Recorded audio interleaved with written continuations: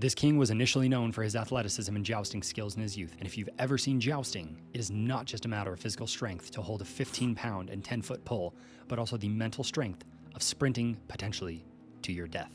Some of you might be hearing 15 pounds and scoff, but if you've ever seen the Thor's Hammer Challenge with a barbell, you know that leverage is either your best friend or your worst enemy. It is in King Henry VIII's later years where we see the significant weight gain and health issues arise, and with it, his authoritarian rule.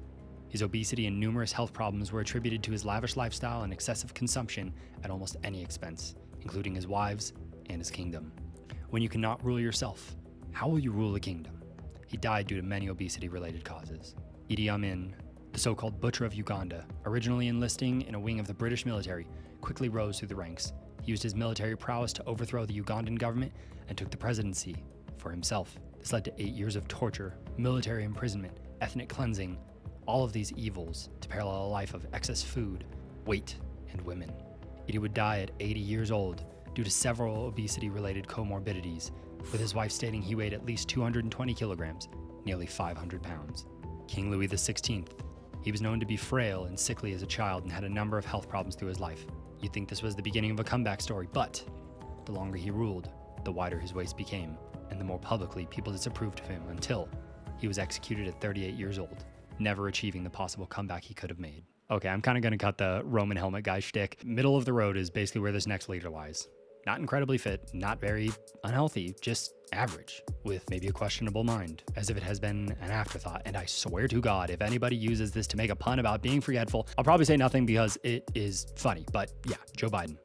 Generally fit, generally healthy diet, but he seems to be plagued with falling-related injuries. Granted, he's nearly 80 years old at this point, but even in his prime, he never really looked any more or less healthy at any point. It's easy to shame excess when it causes obesity, but there is something uniquely upsetting to the mind knowing someone just remained average. There really isn't much about Biden's physical health out there besides these various times he's fallen down from stairs, tripped going upstairs, fell off of a bike, and I could probably keep going on and on a few more times about that, but falling in advanced age is a major contributor to death. In fact, the CDC has falling-related injuries listed as the #1 injury-related death for people over 65. And while falling can be due to many different things, including neurological issues and medication, exercise is a strong hedge against these injuries. Simply put, one broken hip can be the difference between a few years or a few more days left on this planet. And it begs the question, if you had only the choice between a healthy body or a healthy mind, which would you choose? Which leads us into this next person, and maybe that will help some of you answer this, probably in the comments, super civilly. Like,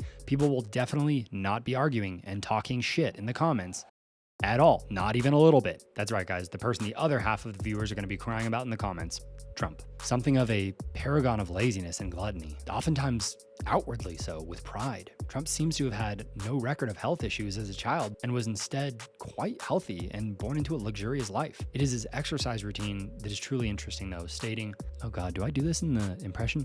I get exercise. I mean, I walk? No. I get exercise. I walk. I this. I that. I run over to a building next door.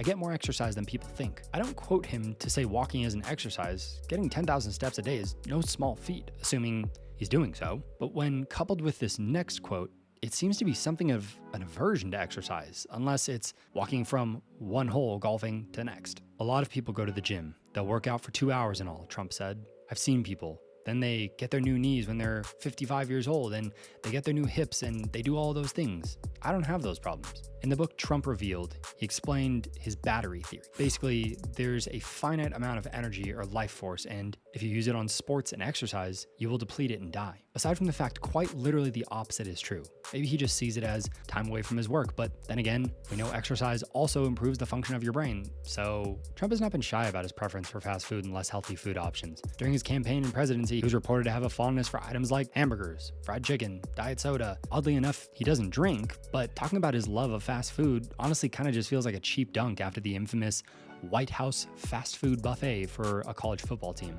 Again, to give the most generous conclusion possible, he's busy. He doesn't have time to cook, but oh wait, he has personal chefs, so never mind. His weight being supposedly around 250 during his presidency and now supposedly around 215 as of getting booked into Fulton County would be impressive, but I don't know that either of those numbers are fully verifiable. So now back to that question. If you had to choose between a dwindling mind or a sluggish body, which would you choose? We've seen several examples of both here.